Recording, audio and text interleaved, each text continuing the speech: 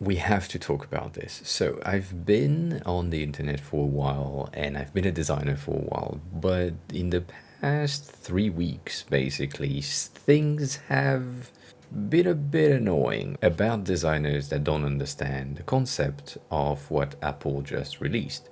Vision OS and the Apple Vision Pro headset thingy that they have released isn't what you think it is. In the past weeks, the AR dev kit, VR dev kit for the Apple Vision OS has been released. And a lot of people have started to play with it. And a lot of people have sadly started to say that they were expert on the matter of spatial design. I have a list of tweets. You might see some type of theme coming through.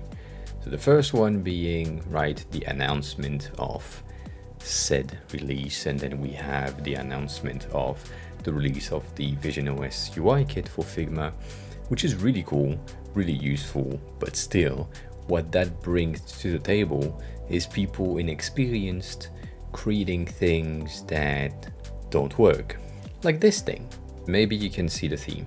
This one is okay, but also not.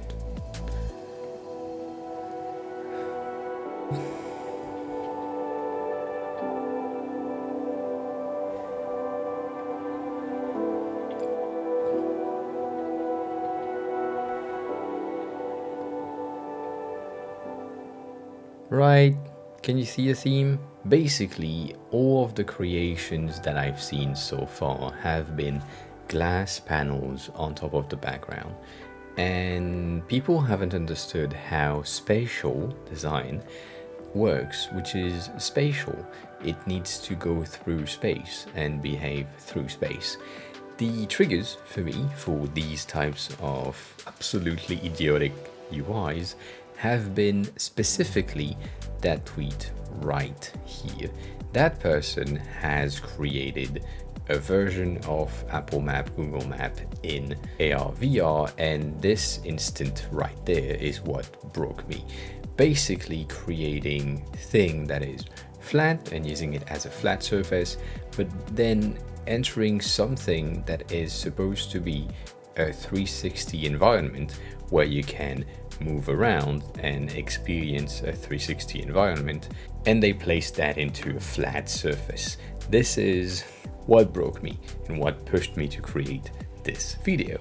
And then some other people have created similar things like this, where you are supposed to have a 3D globe to see your past flights tracking on 3D globes.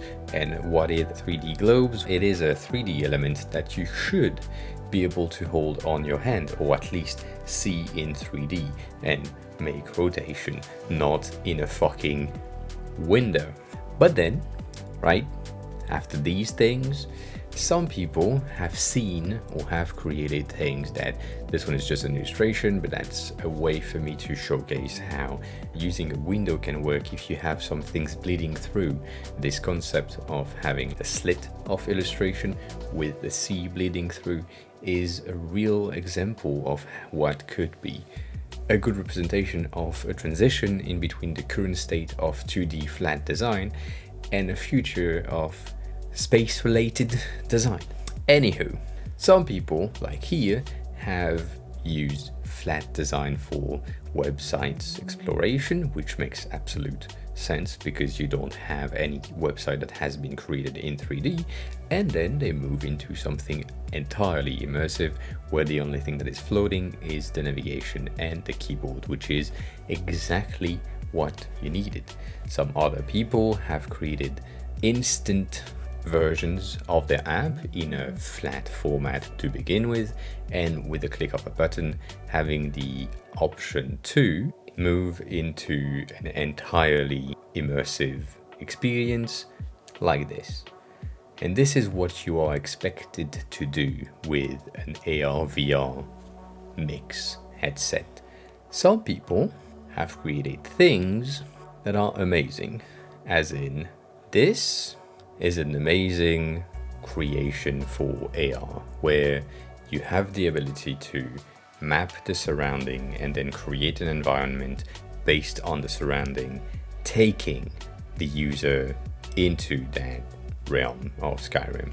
This is an amazing exploration. It's not what we will have in the first exploration of these games for sure, but that entire option concept is great. And then there are people that are creating things like these AI generated depth map, but it's a good concept. Anyways, my point being, if you are someone who wants to achieve good design in an AR world, please get rid of the concept of windows from your head when you are designing.